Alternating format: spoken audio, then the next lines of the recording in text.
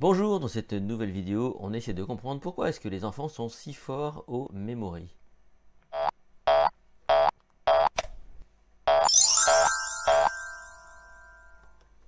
J'ai été éducateur il y a très longtemps et j'intervenais dans les écoles, notamment les écoles maternelles et primaires, et c'est vrai que souvent je jouais au memory avec les enfants, et souvent ils me battaient, voilà. Mais depuis j'ai trouvé comme une petite méthode pour les battre, et je vais vous en parler dans un petit instant.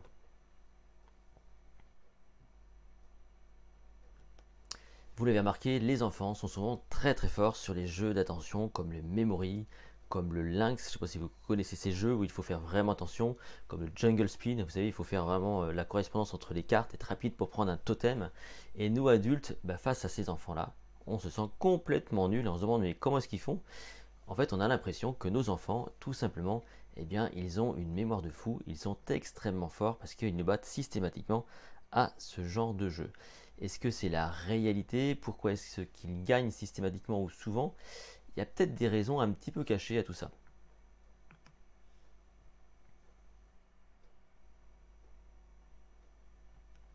Il y a plusieurs raisons en fait qui vont expliquer pourquoi un enfant est bon au memory. Il y a des raisons sociales, il y a des raisons biologiques. La première raison sociale, tout simplement, c'est que nous autres adultes, nous avons tendance à penser que nous sommes des êtres dotés ou doués de multitâches. On pense qu'on peut être capable de faire plein de trucs.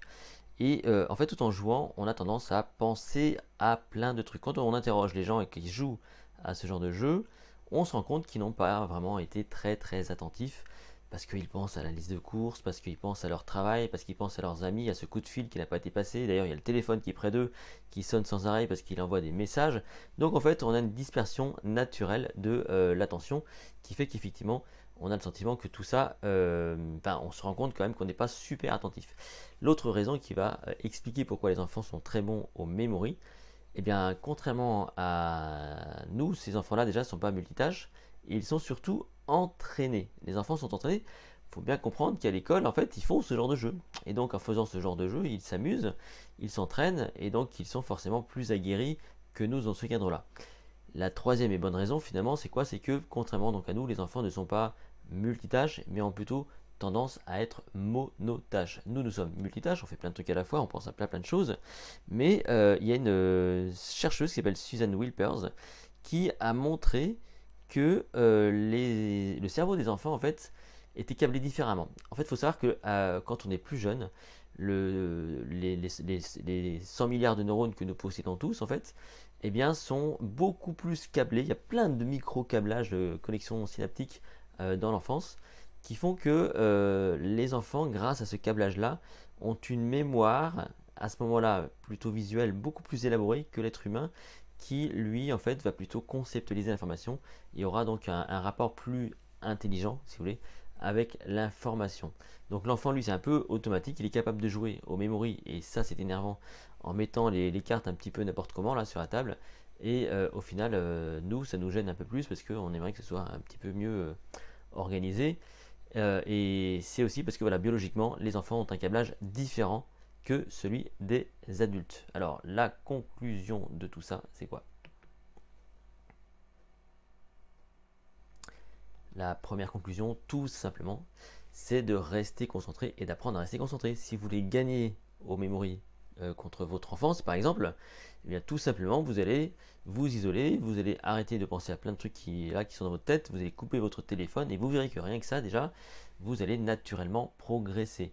L'autre solution, c'est évidemment de vous entraîner, parce que si les enfants s'entraînent, il n'y a pas de raison que vous soyez meilleur qu'eux. Et surtout, soyez hyper stratégique. Un enfant, lui, c'est vrai qu'il n'y a pas de stratégie, il retient facilement. Vous, par contre, ce que vous devez faire, c'est très stratégique. Vous allez retourner, vous, des paires de cartes, quand vous ne savez pas évidemment où est la seconde carte, près de vous, vous prenez les deux premières cartes, vous les répétez, vous les visualisez bien, vous les retournez, et vous allez de façon très stratégique.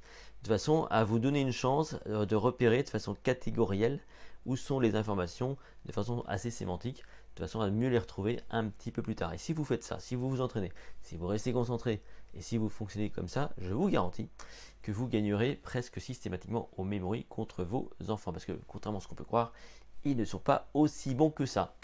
Si cette vidéo vous a plu, n'hésitez pas à la liker, à la partager. Vous pouvez vous abonner à cette chaîne YouTube et me retrouver sur mon site https://lessecrets.com pour profiter, pourquoi pas, du MemoCamp. A très vite dans une toute prochaine vidéo.